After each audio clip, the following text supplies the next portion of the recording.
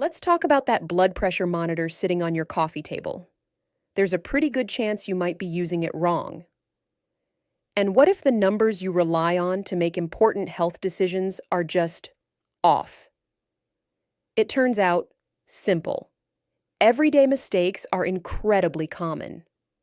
For instance, did you know that wrapping the cuff over your shirt could add up to 50 points to your reading?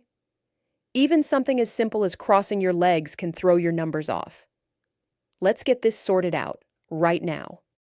Getting an accurate reading isn't just about the numbers. It's the very foundation of managing your heart health. Inaccurate readings can lead to a wrong diagnosis of hypertension, unnecessary medication, or even worse, they could hide a serious issue that needs immediate attention. When you give your doctor reliable data from home, you're helping them make the best possible decisions for your treatment. Home monitoring is a fantastic tool, but only when you know how to use it correctly. First up, let's look at your gear. Not all blood pressure monitors are the same. The American Heart Association recommends an automatic upper arm cuff-style monitor. Wrist and finger monitors are generally not recommended because their readings can be less reliable. The most critical factor for an accurate reading is the cuff size.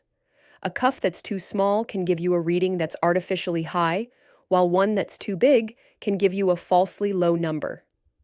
To figure out your size, measure around your bare upper arm. The inflatable part of the cuff should wrap around about 75% to 100% of your arm. If you're ever unsure, just bring your monitor to your next doctor's appointment. They can check the fit and make sure it's accurate. What you do before you even think about putting on the cuff is just as important.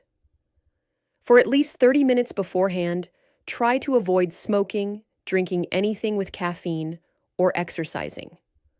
All of these can temporarily spike your blood pressure and mess with the results. Right before you take a measurement, make sure to use the restroom. A full bladder can actually add 10 to 15 points to your reading. After that, find a quiet, comfortable place and just sit still for about 5 minutes. This means no scrolling on your phone, no watching TV, and no chatting. This little rest period helps your body settle back to its normal state, which gives you a much better picture of your true blood pressure. How you sit makes a huge difference. Don't just slouch on the couch and take a reading. You'll want to sit in a sturdy chair with your back straight and supported. Your feet should be flat on the floor, and you have to uncross your legs. Rest your arm on a flat surface, like a table, making sure your upper arm is about level with your heart. You might need to prop your arm up with a pillow to get it to the right height. If your arm is hanging down or you're holding it up, it could add up to 10 points to your reading. Remember to place the cuff on your bare arm, not over any clothes.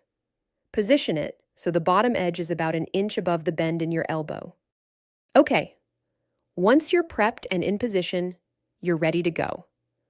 The golden rule here is to stay still and quiet while the machine is working. Talking can bump up your reading by 10 points or more. Go ahead and start the device. After it gives you your results, don't just stop there. Wait a minute, and then take a second reading. Doing it twice helps confirm that the result is consistent and accurate. Finally, log your results. Write down the date, time, and both the systolic and diastolic numbers. If you can, try to do this around the same times each day, like once in the morning and once in the evening. This consistency will help you and your doctor see any trends over time. To help you remember all these steps, you could make a small checklist and keep it with your monitor.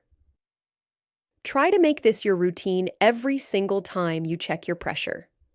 Most importantly, share your log with your doctor or nurse. It's one of the best things you can do for your heart. If you found this guide helpful, hit that subscribe button for more simple health advice you can actually use. Measuring your blood pressure at home is a simple but really powerful way to be an active partner in your own health. By steering clear of these common mistakes and following these steps, you can feel confident that the numbers you're seeing are the real deal.